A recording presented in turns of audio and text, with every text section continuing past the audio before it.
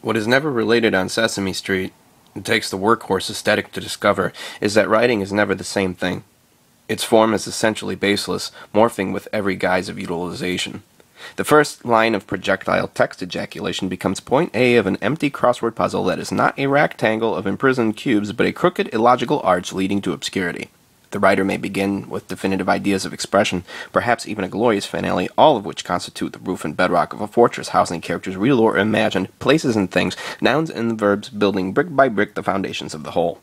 The joy of the writer, apart from the coagulation of experience, which flows beneath the surface like a river of magma, is the joy of eruption. Every man is volatile. Some erupt in violence, some justice. Some frantically explode as painters, architects, while others, unable to grasp this gestation, feel perhaps this magma is really hot load, a spinning center of earth filled with the jism and screaming the itch of expulsion.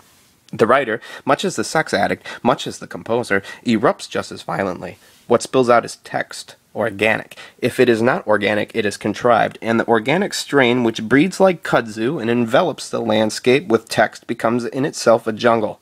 The writer thus becomes a voyager of this Amazon, hacking through the vast inner foliage of sweltering heat and danger, colossal jungle kilometers to hitch point B. That which is revealed amidst this voyage is malleable, the antenna receiving what it may, the shape and form of this impulse a kaleidoscope. Its initial structure, no matter how sloppy, misspelled, unedited, and raw, is always the most marvelous. The passion of the writer is the struggle to refine, to manage, to build upon the foundations of vast megalopolis of text, of colonies, of workers toiling ceaselessly in one's subconscious. In dreams, in free association reveries, the subways erected, the buildings painted, the copper polished, bridges extended, sewers vacated, Main Street compacted, with the steam whistle of the lunch clock, all bellies filled. Amidst the waking world, the gestation expands with all you inhale. In slumber, the concentrations snort naturally as exhalation. Somewhere between worlds, in twilight hours, between fact and fiction, blurring them in an agoraphobic delirium, losing the self to become the self, tuning out the world and embracing the currents of isolation that constitute neither a loner impulse but one that is at one with oneself and therefore never alone in conjunction to the supreme idiosyncratic wavelength of creation. These are the brutal impulses of artistic expression. Art is truly man's best friend, and that blaze of creation your eternal companion. For line, paper, and form will never chew your shoes as you sleep. Whatever is revealed along this campaign of hacking and marching, bogging through swamps and struggling through quicksand, Congo mosquitoes, and territorial enraged gorillas, is essentially the analysis of the self. The point B arrival almost always lacks the potency which rang true upon the revolver fire of the race. One rushes blindly to cross the finish line, having leapt through detours and unseen curves to outmaneuver the pack, yet in the glorious return the bleachers are emptied, the stopwatch shattered, the balloon sagging as vacant rubber, the other participants a stomping phantasm never arriving, airy and unmade by whomever willed them to be, i.e. yourself. The maelstrom has been a farce. The fruits of victory satirical. The great prize of attainment is not the object of competition, for even upon completion of the voyage one doesn't turn around. Instead, the writer pulls back into the waking world, again to stare deep into that vast megalopolis, skyscrapers smeared in symbols of black ink. Like a green-gowned surgeon, he slips on the latex, slices the cadaver, plunges into the intestines of his creation. An architect building. The race has begun anew. The exposition incomprehensible. More sewers, more taxis, more garbage dumps and opera houses, more ulcer-ridden stomachs and pancreatic cancers, transit stations, airports, hookah tents, and bazaars. And once complete, drawing backwards to meditate upon the shining marvel, the writer, despite his hubris, realizes it is but a speck on the sidewalk of another great castle in the center of another great world in the epicenter of another universe. It can go on forever, bit by bit. Stylists lose out, amateurs wither as plagued thin herd, prosaic professors postulate posterity. In my case, it's mutation until publication. Like a sweeping the room, trimming the hair, always one last facelift, one final overdub, a singular line orphaned and vetting for a foster home, anxious to correlate in a myriad of vacuity. It can go on forever, bit by bit. Stylists lose out.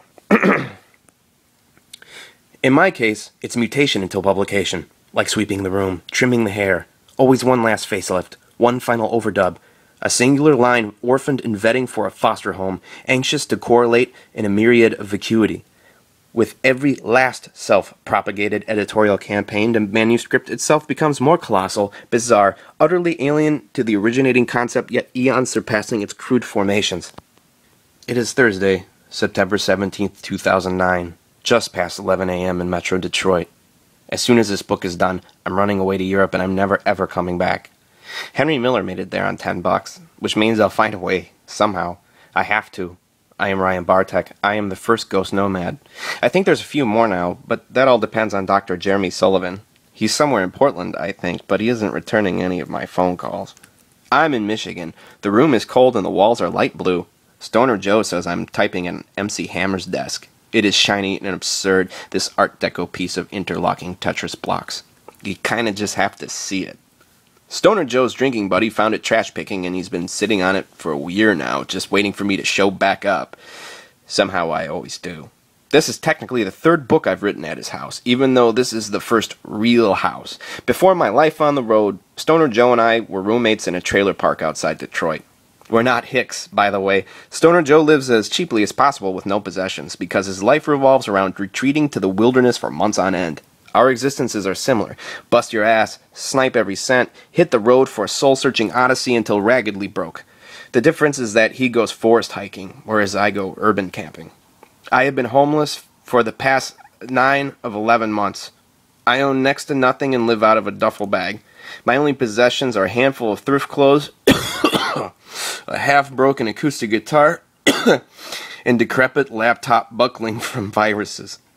It took a lot of effort on my behalf to take anarchism seriously, and at some point I simply sacrificed the ghost with flesh intact. I now peer through spectral vision, inhuman, elemental.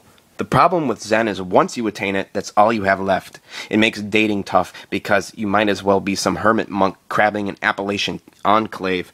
It's this whole Dr. Manhattan kick I'm on. Paris is equivalent to Mars. The sheer weight of my madness has infected countless scores along the way.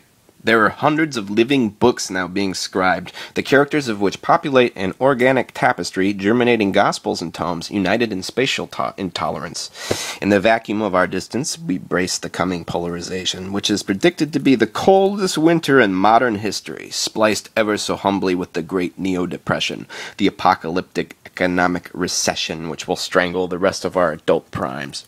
Stoner Joe and I, we are living in a haunted house. In the walls are dolls. Romanian immigrant play dolls, discarded by what must have been gypsy children. They are demonic and number in the half dozen. During the home's ongoing renovation, they continued multiplying. Sledge a wall, out pops another. Tear up a floor, there lay a nest like Jews beneath the floorboards of occupied France. Their eyes are red dots like blood-splotched paint, their clothing ever ragged. At night I type at MC Hammer's desk, distracted by tiny footsteps and odd noises. In the morning, without fail, we find the dolls in strange spots without pattern or reason. Frigid, frost-laden, it comes to life, these anonymous aspects of staggering creation. The escapist life is what Claudia feeds off, even though she's committed to med school. She still speaks as if one day she'll dive into the vortex I've created, but no matter how gorgeous she may be, I cannot commit. In Detroit, even the most enticing harpy is no more than a dung beetle singing a discordant Motown tune. Claudia wandered Africa and South America for years on end, becoming a DIY nurse independent of Peace Corps. She has not been back long, having lived in pure tribalism with the natives of coastal Africa. She fought malaria, typhoid, syphilis. Now she fights the paranormal. Claudia has this Constantine thing going on. She speaks of demonic possession, poltergeist attacks, channeling. Claudia is a medium of omnipotent centrality amidst a world of shadow people ever active. She is like a human ghost. Her eyes are eerily calm, light blue ovals raging, the jungle perpetually surrounding her the way skyscrapers and concrete ensnare me. In the mythology which I am entrapped, she is the oracle, but in reality she's more a transient romance, I guess. Claudia claims that we've been doing this for a long time now, like this life keeps repeating itself on end. She keeps waiting for me to get stuck here, in Detroit. Says it's already happened. Says she knew it the second we met, about how we'd eventually end up in Portland, in Oregon, in the distant future. Whenever Claudia finishes her nursing degree and whenever I get rid of, quote-unquote, that stupid girl. The one I still don't even know yet. This week, in Washington, D.C., 2 million Americans marched against free healthcare. They held poster boards of Obama with that little Hitler mustache scrawled in Sharpie because he wants to give them free dental. They hollered death to socialism, a self-perceived vanguard phalanx against the defunct Soviet Empire. They actually think that socialism and communism are the same thing. I actually kind of wish Obama was a socialist. Not that this would in any way alter, the New World Order and all their little schemes, but maybe from a daily life standpoint, it would actually fix things just like they are fixed in Paris, where I'm currently trying to escape. France is where all my problems will just vanish, where I'll just marry the first fool that wants to move to America. Paris is where I will have free healthcare, and I will spend my days eating croissants with a funny red beret. President Obama. I met him in a bathroom a few years ago. I asked God, whom I don't even believe in, to grant a second miracle. I requested a sign of the future, and there he was, taking a giant shit at the Seattle Central Library. The first miracle, consequently, was that God bring on the apocalypse. When I woke up the next day, planes were flying into the World Trade Center. Again, I don't even believe in God, at least not in any Islamo, Judeo, Hindu, Buddhist, Christian sense. I got some thunder for Zeus and a grinding jaw for Loki, but those boys are in league with Odysseus, Sinbad, and Nebuchadnezzar. It all ties into what's happening now. It's all part of the dream.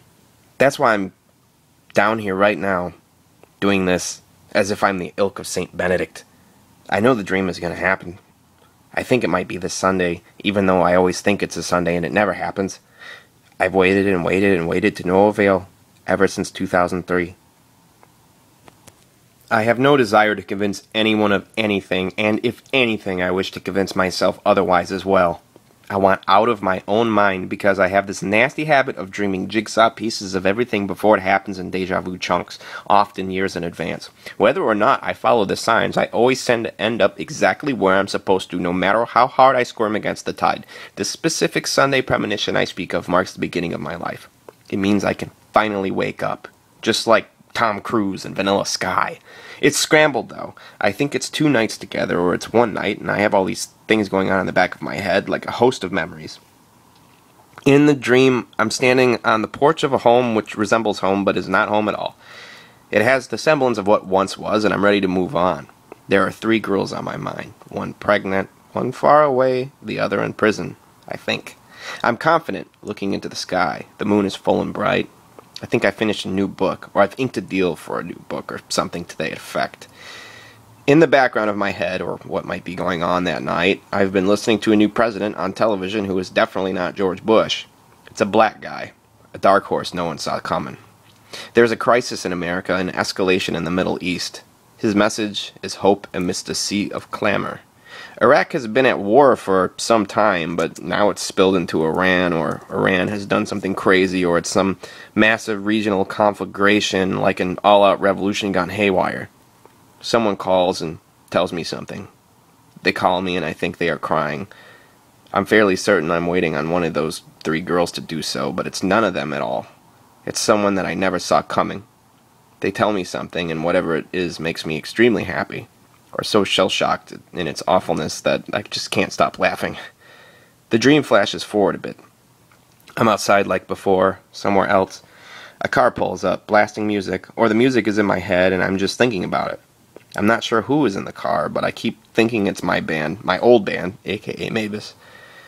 I somehow pulled it off, a record deal or something of substance, some tour, some momentous thing. Or maybe it's just someone jamming our album, someone pulling up to whisk me off to the new world. I'm not exactly sure. Then I woke up, grabbed a guitar, and wrote that song. I formed my band in response to that vision and made sure they learned that tune note for note. It was never one of our best, but it had that monster riff. The song itself was a.k.a. Mavis. It was like our theme song. The band is long gone, but what I do know is that I am sitting here at a home that's not exactly home. I'm waiting on a phone call, and this Sunday is the big Obama media blitz. He's doing an unprecedented 5 television interviews in a row, grasping at straws to get his agenda across. It won't work, though. I'm pretty sure they're going to kill him over free healthcare. That's my gut feeling, at least. He won't be sniped over anything real, but instead over free prostate exams. Murdered for nothing. assassinated over gibberish. The dream in question might have already happened, though, and I just didn't pick up the phone. October 2007, waiting on my ride to the promised land, ready to shove off to Seattle forever. Somehow I missed the call. That certain someone had flicked the anonymous star 67, and while it was ringing, I couldn't detect it because Stoner Joe barged in shit drunk with his raucous laugh and curly Italian fro. He threw a glass pipe in my face and got me stoned as fuck, and I fumbled. I'm pretty sure it was Clown Baby, but I didn't have the guts to call back. I was scared she'd lasso me in and then I'd be stuck in Michigan forever, just like I apparently am now. It just kind of happened, and you never fall batshit crazy in love with someone until you're away from them. Clown Baby is the ultimate woman, and thus being so is utterly impossible and has to be. She is an elusive human Frankenstein whom still, after all this time, has absolutely no idea who I am. And I, the mad sick buffoon, ripped out my entrails to the gods to regain her affection. Back then, I was presented with a choice. I asked myself, in the end, as an old man on his deathbed, what would he really have wanted his younger incarnation to have done? Stick around Detroit for a girl he just met? Or just plunder the mythological gold of Freak City, Seattle? It wasn't a question of what I wanted, but what GhostNomad would do. When you think you've reached the point where no savage burn of love can remotely touch the previous scorching, when you've been so beaten to a pulp that you've rebounded across the galaxy for what seems decades of nothingness, along comes another, but it's always for a different reason, something you hadn't even remotely processed. Clown Baby was the Omega, the end-all, be-all, biggest, bloodiest crusher of all. I have written her tomes of text, I have moved mountains, thrown myself bleeding at her altar. I handed her paradise on a golden platelet and enslaved the world at her disposal. In the end, it had all the military power of a limp wet noodle. And what am I to her? Some vague, tortured figure consumed in absence, just like all the other feeble men to whom she closed her heart. I am hardly alone in the mighty garbage pile of those slain in the void of her negated affection. For this book she will remove my eyeballs, defecate my throat, incinerate my corpse, yet for art I will hoard the abuse. She has a special spot for me in her Dante-esque levels of domination. She takes great fancy in mutilating Slavic men. But that side, among the endless panels of contorting selves, is but one fraction of an infinite intricacy. She is the craziest, most horrible bitch of all, and I worship the ground she walks on. She is the queen, the president, the ruler, the best. 6:17 p.m., September 17th, 2009. Stoner Joe shoots squirrels with an air gun and steam dries apricots. I pace around smoking cigarettes, parlaying the conviction to quit. Down to my last two and no papers to tray dive or snipe. Oxymoronic hustles. Tortoise pace speeds of extremity. Like Claudia, Henry Miller is always right. He did the same thing in Paris, but I make it pimp.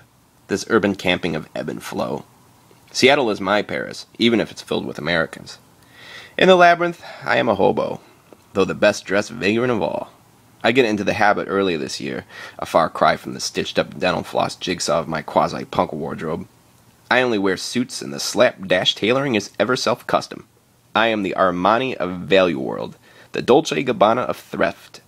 The cobbled stone back alleys my unpopulated global runways. Imagine a gaggle of clubbers drunk in high heels, zinging of cannoli. It's dark, arid, round 1 a.m. Amidst their bar hopping, they stumble past an enclave of shadows. Nestled in the darkness of a storefront is a figure steadily breathing beneath a deflated pyramid of quilts. In the trick of self-gratification, the clubber male halts the pack to showcase his saintly empathy. That do-gooder leverage aiming to stuff clam. He slings a wad of bills tacked by a golden clip, dramatically counting off 10 singles. With a crooked smile, his foot nudges the bum. "Hey, buddy," says he, intoxicated female swooning. "Why don't you buy yourself a hot meal?" From beneath the fabric, the derelict grumbles, "Piss off, you limey fuck! I gotta work in the morning!" The clubbers hover, unable to process. Annoyed by their cash distribution, the homeless wreck swings off the blankets like an erupting volcano. He shoots upright as lightning, revealing himself to be surrounded by a fortress of Newt Hampson and Kierkegaard paperbacks. The bum is better dressed than the clubber himself, neatly groomed and in a $500 pinstripe suit. He resembles a Prohibition-era gangster or corporate hotshot, despite the bright blue mohawk and shaved skin sides. The vagrant snags the cash from the cement and tosses the wad right back at him. Some Grey Goose for the ladies, compliments of the house. He dives right back into his pile of quilts and moat of plastic trash bags as Scrooge McDuck would his vault of gold coins, immediately falling asleep with capital Z's. Junk pile Jabba, hobo solo.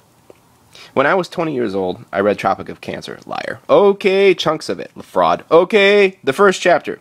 And then I read a good chunk of Capricorn and most of the air-conditioned nightmare. 9/11 happened shortly thereafter, and then my little sister hung herself shortly thereafter, and by the end of the year, all of America was totally engulfed in my paranoid delusion of Islamo-fascist revolution.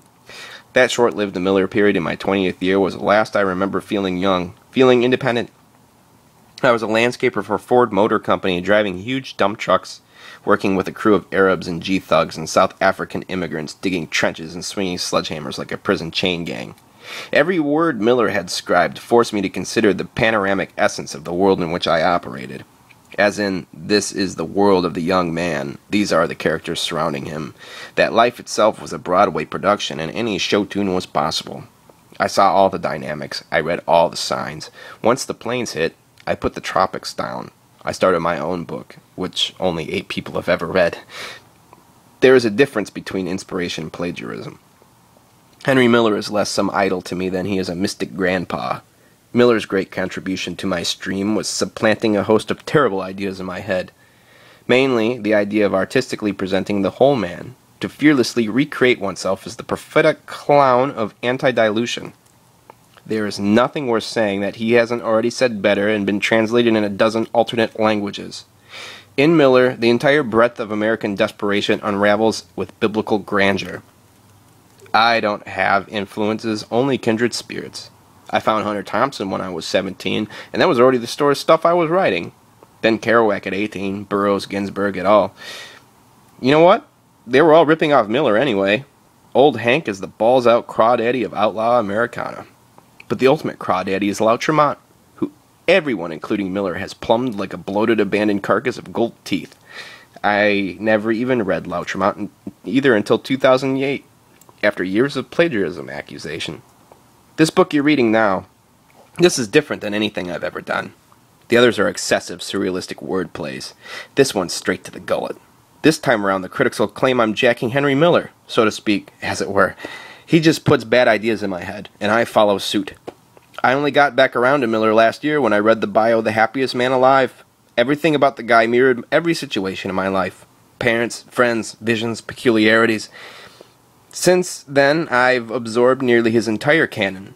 I hand out copies of his works like the Gideons of the New Testament. If I ever lack a clear signal where to next tread, I just pick up Black Spring or Nexus and grapple a paragraph at random. For Miller, Paris was China, and France the Asiatic continent, and all its borders the Great Wall. For me, Seattle is Paris, and Paris is the labyrinth, and Washington State is the jungle. Everything fits in the borders of downtown, which is Alex Proyce's Dark City. The U District is Amsterdam, and Shoreline is Moscow, and Capitol Hill is East Village, and Tukwila is Georgia, and Georgetown is Detroit, but I generally stay eons the fuck away from there, since I'll probably run into Sadiq, the meanest bartender in all of Seattle. Sadiq is Clown Baby's satanic punk rock clone. Like Clown Baby, she cut off my head too. But I still love her. How can you not? She is Clown Zeus. Both of them combined would spark the clownocalypse, the clownulation, clownageddon, what have you. Sadiq doesn't know anything about Henry Miller either, and neither of those clowns have any inclination about Billy Jack. If I have an idol, it's Billy Jack. And even if Billy Jack isn't real, Tom Laughlin is. Athena gets Billy Jack because she lives in the Freedom School, basically, in Oklahoma. Except it's called Fortress Andromeda. It is my home away from home, this massive 3-level quasi-mansion with 15 rooms, large info shop, music venue, art arena, basement kung fu training facility. Fortress Andromeda was an abandoned mental institution until Kip, the LSD shaman, decided to squat in it. After reworking the electrical grid, 20 people now roost in its billy, all of them upstanding freaks. It is the dandiest anarchist commune I've ever stumbled into, and I hope to soon run there despite no chance of a job or even food stamps. Athena is the only female that lives there. She is the queen bee. Like Claudia, Athena is essentially a transient romance. She is my non-physical German Jew anarchist lover, 19 years old with the soul of an ancient. Her body is fused to her spirit, and it wiggles like a fish devoid of H2O. She and I duel each other on acoustic guitars, song after song. I am her personal Charles Manson, since Uncle Charlie never replies to her rather frequent letters. I tell her not to take it personal, though, since he never writes me back either. Athena has hepatitis C, a rare blood fungus condition which is devouring her skin, and a radiation poisoning as a result of playing with glowing rocks as a child. Her father is a paralegal for Redskin tribes, and she discovered these Kryptonian nuggets outside an Apache grotto in the New Mexico desert. The U.S. government had knowingly slid them an atomic test site. As a result, they are going to kill my Athena. She probably won't hold out long, despite being so young and beautiful. Even if she does make it to her late 30s, she will definitely need a liver transplant. This is why I want to drag her to Paris, to give her the world. But she doesn't want France. She wants Moscow. She has some reverse mail-order bride scheme going on. Says it's a favor to a friend dislocated by Russian tundra. Athena gets Henry Miller. She acted in a Tropic of Capricorn play in high school, although I do not know if she played June. Catwoman is in Detroit, as is Hugo Strange, the Mime and Mad Hatter, but Firebug is in Seattle, and the Riddler is somewhere in Santa Rosa. Mr. Zaz is in Texas, Scarface, Clayface, and Ra's al Ghul are still in San Diego, but Anarchy is totally anonymous in Ohio. I'm still not sure who Killer Croc is, but I can privy to you that the Scarecrow has been deported to Norway, and the Penguin is still running from the FBI. I thought Clown Baby was my Harley, but in reality she's Poison Ivy, and the real Harley is probably working a street corner in Detroit prostituting herself for heroin. Harley, too, is dating a 34-year-old Mexican guy with kids, and the original Harley is now a fairly domesticated and more into Prince and the Golden Girls than causing any sort of mayhem. My Harvey Dent is the most essential of all and absolutely necessary to the master plan, but he's still out of contact. It doesn't really matter, though, for I have total faith. I believe in Jeremy Sullivan. Back up a bit to December 2006. I was a wasted husk of my former self, just drowning in whiskey, chain smoking, stoned or hopped up on pain pills. Years of chiropractic adjustments had failed to remedy the feeling of constantly being kicked in the spine. I was a walking box of Rice Krispies, with every twist a snap, crackle, and pop. In the Detroit scene, I'd went from media golden boy to object of detestation, from main event face to the lowest card jobber. Everyone from the early period were settling down, choosing careers, shitting out kids. My band, a.k.a. Mavis, didn't respect me as they once had, for I was the puppet of my own wretched miasma. I had become pink from the wall, a slipshod from shaving my eyebrows. But I still wrote for some major magazines, my last refuge of escape. And one night, when all those phantoms hit the lowest fathoms, I simply popped. Instead of putting a gun to my head as a weaker man would, I creatively self-rendered. I comprised a mad press release, hit send, then launched it like 10,000 torpedoes to the worldwide underground media.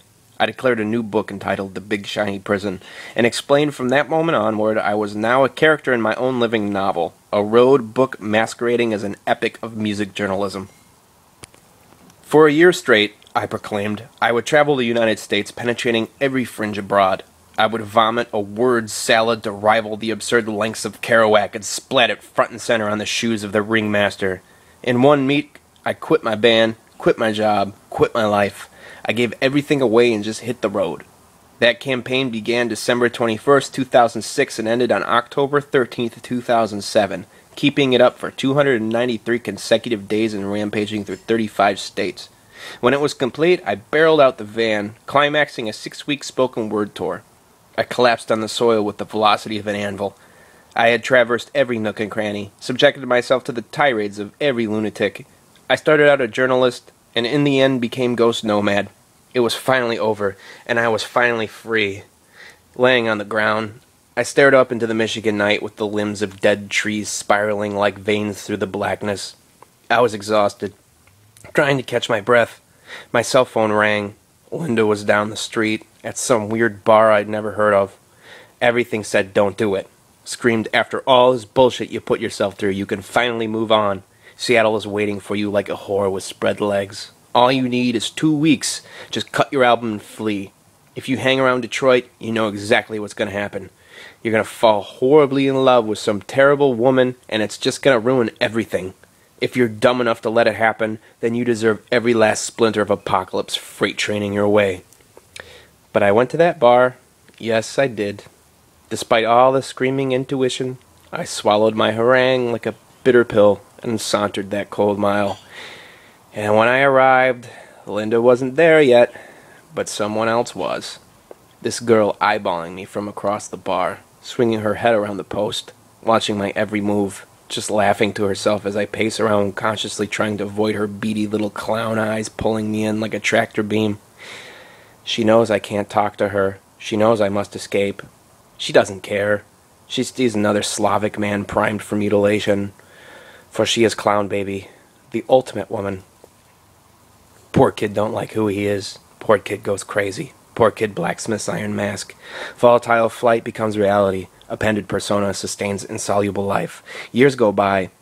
At the edge of the world, poor kid finds himself surrounded by ironic victims reconstructing themselves after his own negligent hide. 6,000 miles away, poor girl sits alone, isolated in darkness.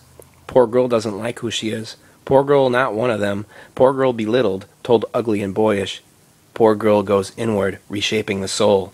In flight of escape, poor girl becomes super female, a concentrated powerhouse of Venus. Powerhouse, in blind terror of death, turns black heart conqueror. Poor kid washes ashore, having clashed as Odysseus. Collapsing but 5 miles from the initiation of his quest, he stares into the sky. Poor kid dusts himself off, hobbling to the nearby tavern.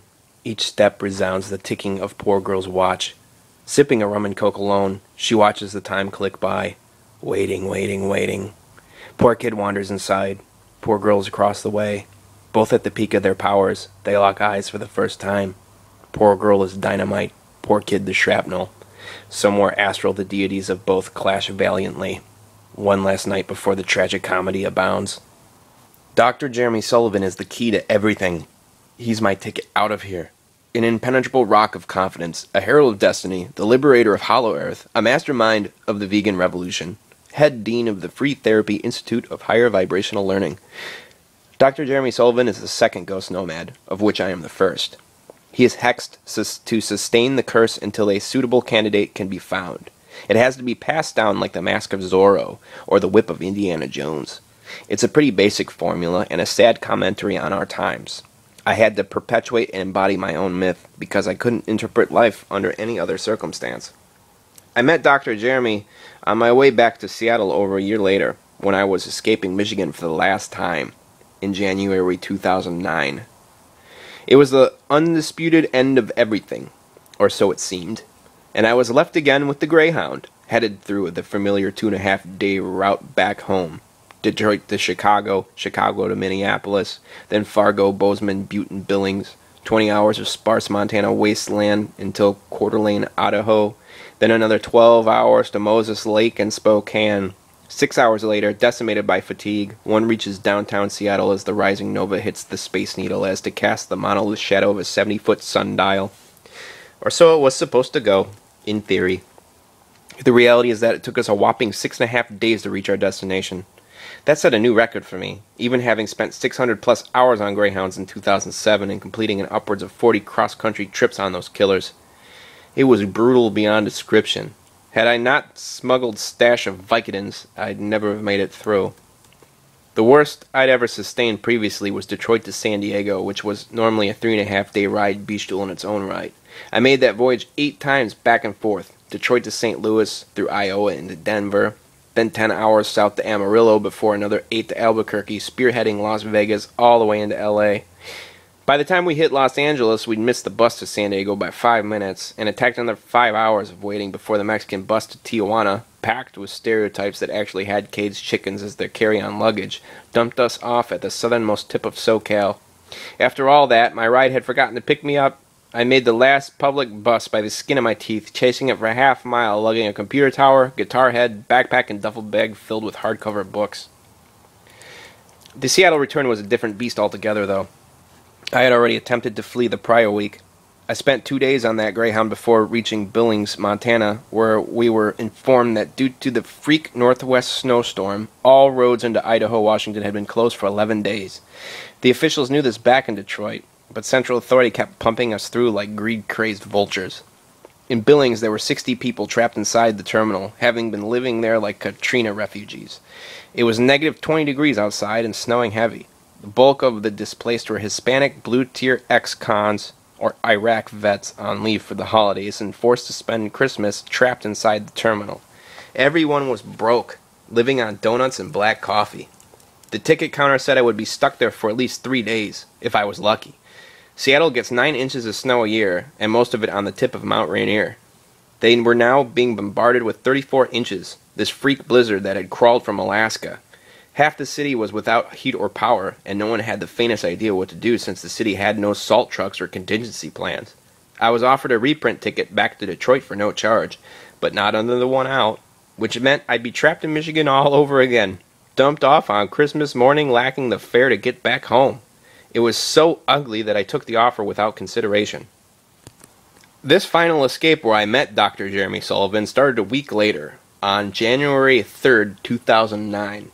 Despite paying rent in advance, my former Seattle roommates left me homeless. I'd called to let them know I was off the next day, and they cowardly admitted giving my room to someone else. They spent all my money on weed, promising to pay me back, which they never did. They said, "Well, you have friends out here. You can make it happen." I already had my ticket and couldn't turn it off. As a last resort, I contacted a friendly couple that lived in the boonies. I had a place for a month at least, but it was an hour bus ride from downtown, and all my old kitchen job that theoretically promised some part-time sympathy hours, the management, of course, would flake out as well. The ride began at noon, Saturday the 3rd. We were only 30 minutes outside Detroit when the brake lines went out. Derailed for 2 hours in Wayne County until a replacement coach could arrive. We made Chicago 6 hours later by the skin of our teeth, with 5 minutes to load. A service announcement boomed through the loudspeaker. "Due to road conditions, the midnight service to Fargo has been postponed until noon tomorrow." Everyone grumbles, that long snake wraparound of beleaguered poverty. I use this as an opportunity to visit a high school chum. To preserve my place in line, I stick a pillow and white bag filled with crumpled McDonald's wrappers in the column. So long as it sits there, this is my just claim. Generally, no thieves tamper with the luggage clumps because they always suspect the owner's watching. Thus, no one will complain when I nonchalantly stroll back in line the next morning, since the terminal is always so packed that people assume you're napping somewhere off in the corner. By the time we make it to Minneapolis the following night, I've long been eavesdropping on this blowhard schmuck who keeps having the "I'm a hardcore vegan, don't you know" conversation with any who will listen. He's been sitting next to this huge black guy the entire ride.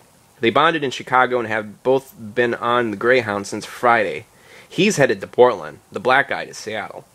An hour outside Minneapolis, en route to Fargo, I wake up to the bus rattling like a 747 with a dying engine. The driver was so stoned he forgot to fuel up, and we run out of gas in Arctic conditions. No heat, no salvage freight for an hour, metal casing pounded by raging blizzard. Since the tanker is empty, there is no air compression. No air compression means all underhand luggage is now trapped beneath the bus, which means if I don't stay with this dead caravan until the bitter end, everything I own will be lost in transport. It's just what happens. I've seen it dozens of times. We make it to Fargo by midnight, able to hop on the next bus by the skin of our teeth. I'm waiting it out another 12 hours, though. In theory, the tow truck will arrive with the bus carcass in a few hours. Vegan guy asks why I'm not coming. I tell him, if you ever want to see your shit again, just stay here. Trust me, I live on these things. He and the black guy eyeball each other. I tell vegan guy, just take the opportunity and sleep while you can. We all get a full rest and be back on the road by noon. You'll want this if you're going to go all the way northwest. I know this route like the back of my palm. Vegan guy deadpans, words rattling around his head. Says, don't you mean the back of your hand? I say, no, that's why it was funny. I start digging through my notes and ignore him for 20 minutes. He's unsure how to interpret me, just as I like.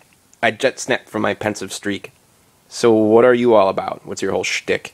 Vegan guy immediately starts ranting about propaganda, skull and bones, Freemasons, the Illuminati, that our leaders were a bizarre, sadistic, inhuman cult worshipping Moloch the owl god in the redwoods of Northern California, about Hitler as mad genius and how Adolf knew everything about Hollow Earth and was trying to stop the lizard people from taking over the planet.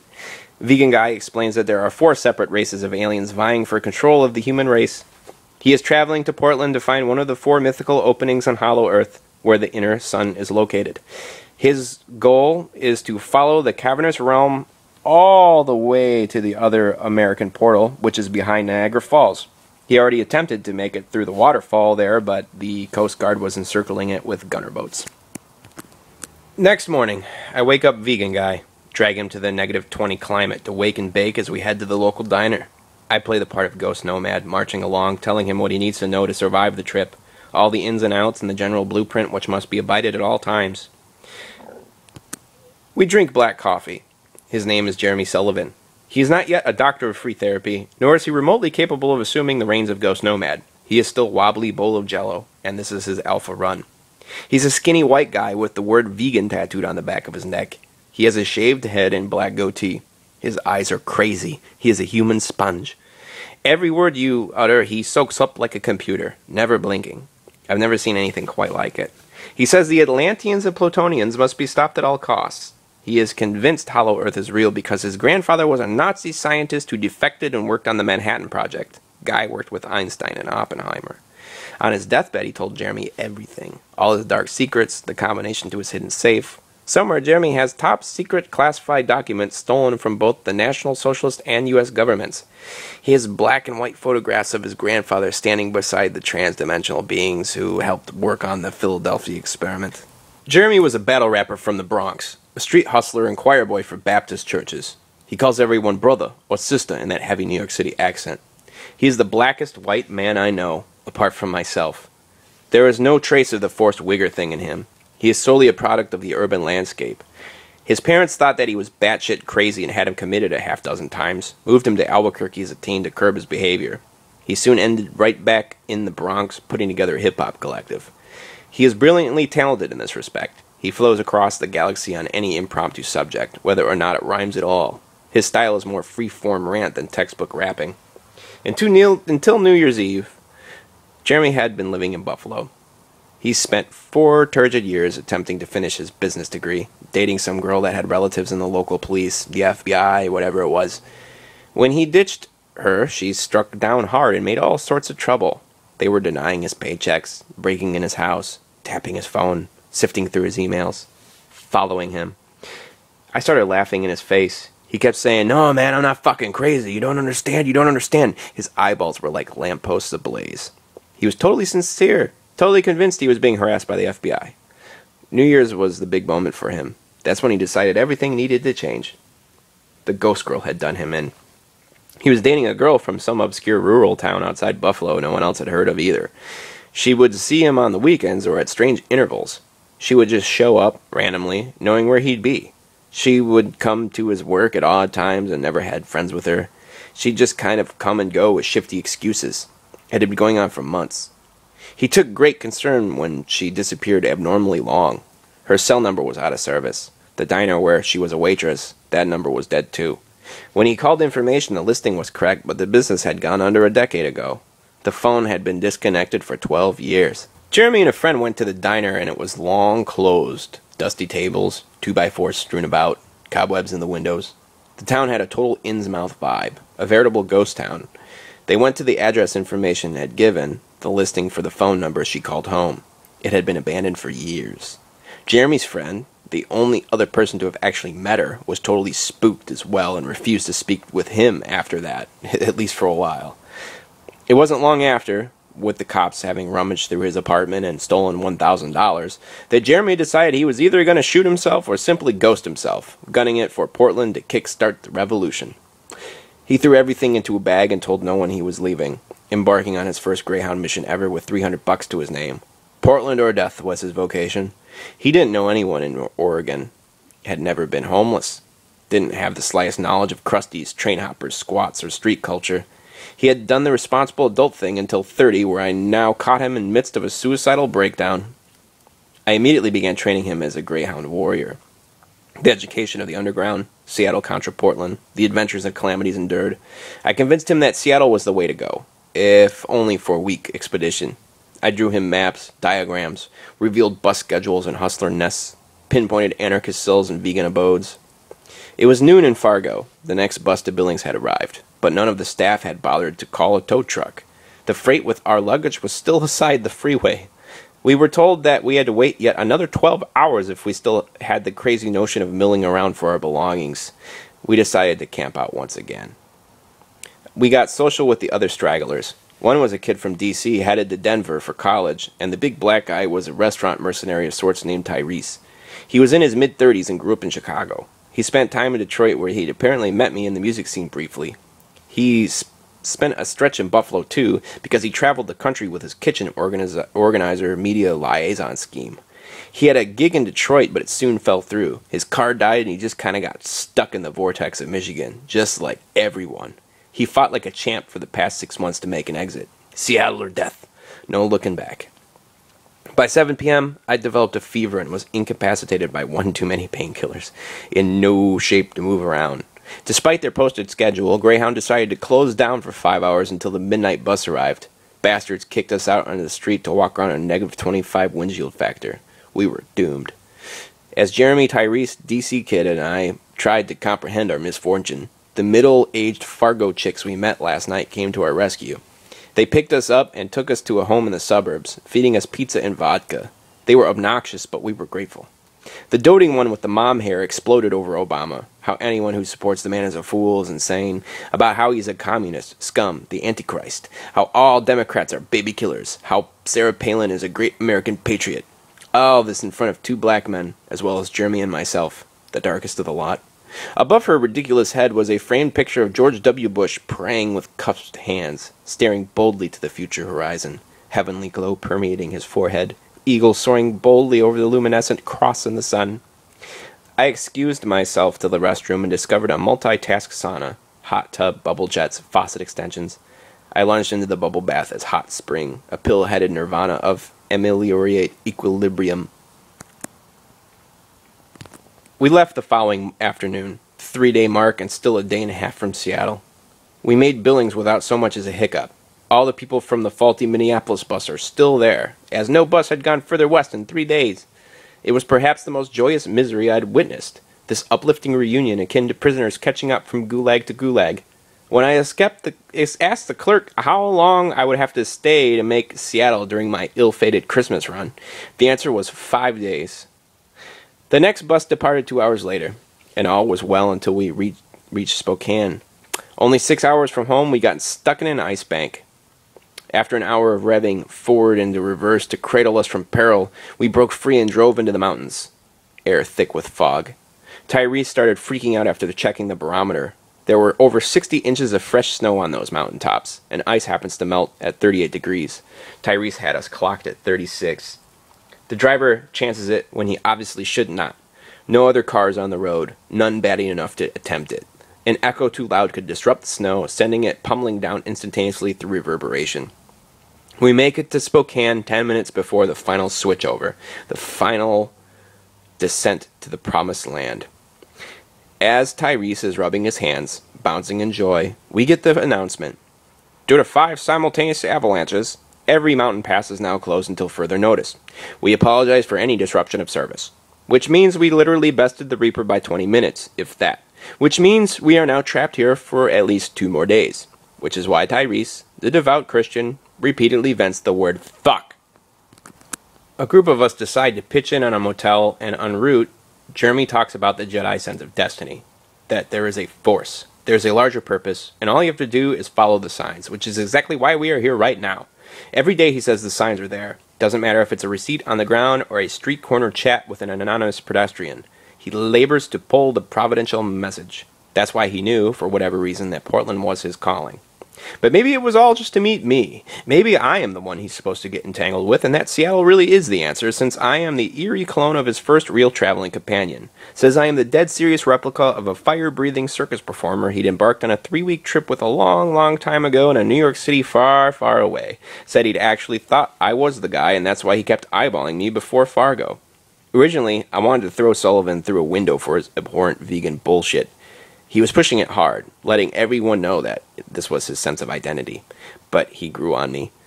It was as if his entire life was one obscure comedy act, a metaphysical stress comedy coalescing Zardoz and What About Bob. His steel faith in destiny wormed its way into my perception. Maybe it really was time. Perhaps I'd found a successor. Since Sullivan's life was already dominated by ghosts, it only fit the myth that he'd become one himself. Noon in Spokane. Avalanche is still isolating Washington State from the Union. Defying corporate, the staff arranges us a reroute through the eastern edge of Oregon into the northern tip of California, where we will then swing through the dry lands crawling the I-5 into Portland. From then on, All that will stand in our way is a straight shot of highway, a 3-hour burst into the Emerald City. The only issue is that this will take 12 hours. In Spokane, we are only 5 hours away from Seattle, and there's a slim chance that the roads might clear by evening. I know it's poppycock, though. Those people are doomed to sit there for 3 more days at least, no matter the cheery estimates of superiors. Jeremy looks to me for the answer, says he's going wherever I am going. There are a handful of others, mainly G-Thug black guys, looking to my counsel as well. The majority of the Minneapolis crew are staying put. All eyes are on me. Well, I tell Jeremy, you always wanted to see California, right? Tyrese starts doing that exasperated, over-the-top, stressed-out black guy bit. Y'all are fucking crazy, y'all are. Looks around. Well, fuck it. Cali is a sparse, whizzing range of yellow flatland, distant mountains puncturing the air. We climb southern Oregon, zagging through monolith canopies of redwoods that blot out the night sky in severe Plutonian blankness. Portland, 5 days in, 10 p.m., Wednesday night. Just a hop, skip, a jump from Freak City.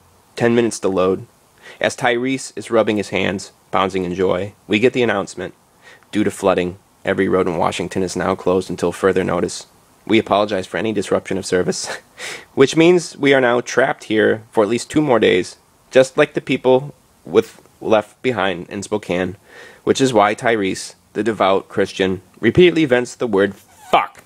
Jeremy, Tyrese, and I sit there dumbfounded just like the 60 other people now trapped in Portland. There were about 20 of us still on from Chicago. One lady has been on for 9 days, having left Alabama. She smells like a wet dog. CNN broadcasts live from Washington, where a national emergency has been declared. Chunks of the state are submerged in water, and pockets of Seattle remain without heat or electricity. The I-5 is sunk beneath a half-mile stretch of water, and the state is losing $11 million a day in revenue. Even with FEMA pulling out all the stops, we still have at least 1 more day in limbo. Tyrese grumbles himself to sleep while Jeremy and I hit the streets. It's pouring rain, the night mystical and rich ambience. Dark purple copulates with gray clouds hovering low like aerial fog. The bell tower above the terminal gives the appearance of city epicenter, the surrounding streets and corridors decorated as Chinatown with statues of golden dragons, twirling antique lampposts. Jeremy is brainstorm ablaze. He's hatched a plan where instead of traveling the U.S. interviewing musicians, as GhostNomad 2, he will hit every vegan restaurant, collective venue, author, and fanatic. He will worm his way into the back door of every meat-denouncing visionary through the sheer willpower of a tape recorder. His grand vision is a multifaceted website, a sprawling collective of traveling Greyhound journalists. With the mighty lungs of a propagandist and a PhD in bullshit, he will sail with the fluidity of the Argonaut. He tells me that Ryan Bartek is my Tyler Durden, to which I respond, don't start with that shit. I'm just some dumb asshole. Get it through your skull. Doesn't matter, though. I am what I am, and my effect is disastrous. We drink dollar PBR drafts at the local crust dive as I explain in ever greater detail the numerous facsimiles distinguishing subcultures. He keeps pointing to people in the bar. Well, what are they? His knowledge thirst is voracious. Things turn comical when on the street we pass a rather flamboyant gaggle. He asks, well, what do you call them? I look over at the limber ballet movements of the fellow in spandex pants with the green and blue eyebrows. I chuckle and tell him, you call that flamingly gay. Jeremy isn't used to that world. I have to explain that San Fran is the big queer Disneyland where everyone flocks in their spastic 20s. Portland and Seattle are where they settle afterwards. Portland is the lessee capital of the United States, and Seattle is socially and politically gay male-dominated. Jeremy spazzes when he discovers Mighty O Donuts, the vegan pastry chain. He buys a half-dozen tofu chocolate delicacies and catches something on the overhead stereo that lights him up. What is that playing right now? What do you call that? I crank a big old smile. That, my friend, is what you call power metal. And that, buddy boy, is Dragon Force. Jeremy stands frozen, ear cocked upwards. Never heard anything like this. This is amazing. You got any other shit in your backpack? I want to know everything.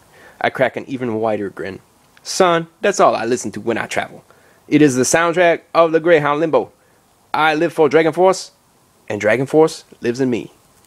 Next morning, 11 a.m., Tyrese jumps up like a soldier. He flips the laminated Salvation Army badge around his neck and says, let's go. Whatever humane services can be pulled from downtown, he is determined to bring to the forefront. Tyrese spent months on the post-Katrina effort. He is a wool-dyed organizer. Like Jeremy, he has convinced himself that fate put him here. It is God that set him on this path, and these poor souls of the Greyhound netherworld are his flock in need. Tyrese continues to quote the lines he's discovered, having been studying the Bible all night, and especially this entire ride. Jeremy and I follow him from shelter to shelter, of which there are 5 in proximity. Salvation Army itself hoes us out despite Tyrese's connections. It is through the church-bred organization that we get 30 hygiene kits, soap, comb, toothbrushes, and several boxes of those lint-crushed bum blankets. We acquire boxes of donuts and 5 dozen snack packs of pretzels and combos. Back at the terminal, we are showered in glory. We distribute 60 blankets, feed the hungry, and begin singing people up for the homeless shower across the street. The Greyhound people want us out. We have a verbal scuffle with security, but Tyrese chews them out. They don't want to fuck with us. There are too many starving, angry folks here. Because we took it upon ourselves, the staff buckles under and starts handing out free food vouchers. Everyone gets free sandwiches and burritos. Tyrese calls the local news to try and get coverage on the situation, some food donations, but despite their interest, no camera crew ever rolls up. Jeremy is sitting alone, looking empty-eyed at the G-thugs who symbolize his past. They never said thank you, they just took, and swiped more than anyone else. They lied to our faces, trying to hoard extra blankets, out for themselves, grabbing bitches and money. How real men act in jail, fights they've won, scams they've hustled. Jeremy had been consorting with them since Chicago. He lent them money he didn't have for sodas and snacks. He smoked them down with the little pot he had, when unbeknownst to us they were smuggling an ounce. They wouldn't let any of us hit on it either. Bowl after bowl, all theirs. When Jeremy finally threw them $10 for a dime, they shysted him with a nickel bag and then asked for more vending money. Despite our worker ant accommodations, 6 of the Chicago people decide that enough is enough. Like a scene out of a zombie film, like the Titanic, the leader of their brilliant plan starts hollering, "Anyone wants out, we're pitching in on a U-Haul. We're making it to Seattle even if we gotta drive through a mile flood. There's a way in, there's gotta be." The Greyhound staff eyeball each other because they know better. Every road is tourniquet by flood. If there are rural back roads, the gravel is packed for miles by knowledgeable Hicks or Tardis semi-trucks. Still, they gasp at straws. The leader pulls up in the rental, and a dozen refugees jump in the back, darting off with 400 horsepower. Jeremy and I wander the park, smoking grass with a displaced Navy crewman. The river stretching through Portland is 17 inches higher than normal, about 4 inches from spilling over and flooding the town. It will be an overflow of cholera and dysentery rising from the sewer mains. If this continues, we're all going to be stranded atop the Greyhound roof until hazmat arrives or a helicopter lands to fly us out. Back at the depot, live on CNN, the U-Haul truck of refugees pulls up to the I-5 lake behind the reporter. Plan foiled for all to see. They back up and drive off. No one will ever know what happened to them. It's drawing night, and I'm down to the last of my painkillers. I've managed to devour 17 over the past 5 days. I've never abused a Vikes like that, but my spine has been on fire this whole ride. It's obvious that I've overdone it. I haven't slept any REM in 6 days. I've been constantly waking up every 2 hours since Detroit from a radio announcement, changeover, cigarette break, and this has not helped. I have the shakes. My eyes are red. The pills are raging. The Vancouver pot we smoked is so dang and green. Dizzy, dizzy dinosaur spins around and a whole lot more. Jeremy asks that I step outside. Says he's been talking to a local on a bike, that the guy is on acid and offering to take him somewhere. He's asked if I can help identify him as a crusty. Just some weird hippie tripping balls in a tie-dye and Adidas sports pants. Jeremy asks my opinion and I retort, what would GhostNomad do? Jeremy grins and waves goodbye, wandering off into the night. He is already 5 pages into the book he is now living, leaving his freshest notes in my care. Back inside, I look around and the adventure is now a nightmare. Black waves of despair, like I'm in prison. Somewhere Carly Monster is waiting for me and with a packed bong and a ride to the big gig of 7-year-old blind girl and hot-handed gotta cops. I can take no more punishment. I stretch out, brain swirling, hiding beneath a pile of damp coats. Just close your eyes, sunshine. Just squeeze them tight and awaken surge in blurry recollections.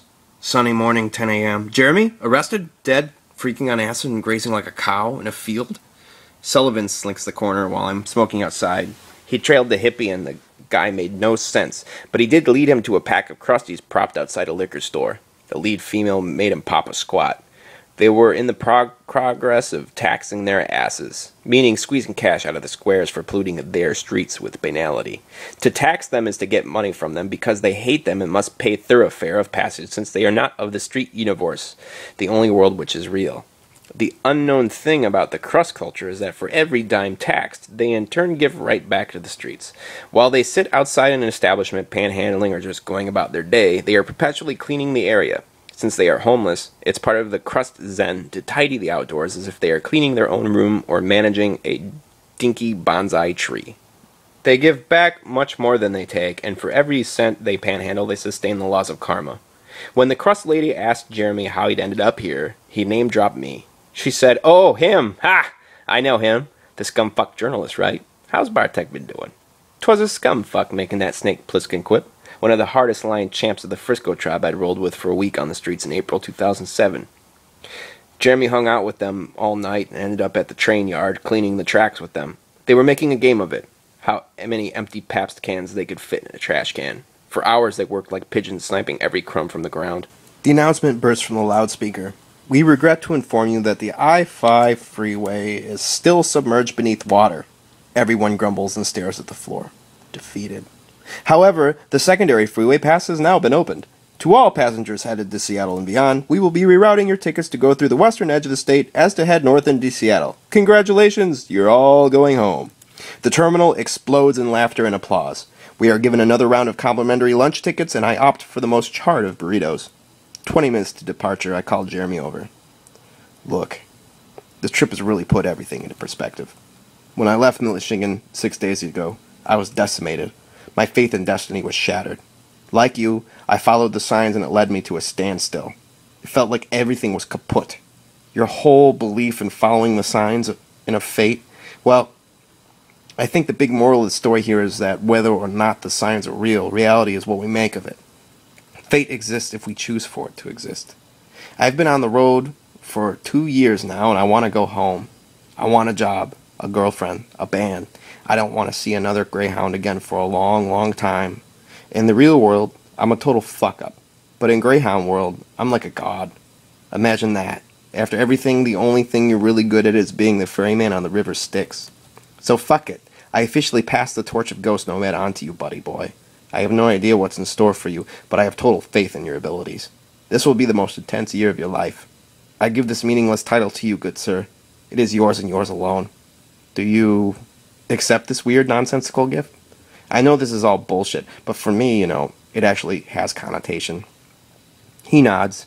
He doesn't care. Jeremy Sullivan is now alive in a way he never considered. Every metropolis is now his playground. The world his righteous clam. As we board, I cue the Walkman. The motor roars and the bus moves onward. Jeremy hits play and everyone on the bus can now hear the high-voltage bombast of dual guitar solos. Sullivan is hopping around his seat, headbanging, roaring with laughter. Dragon Force giving to us their all. Proud and so glorious, standing before of us, our swords will shine bright in the sky. When united we come to the land of the sun, with the heart of a dragon we ride.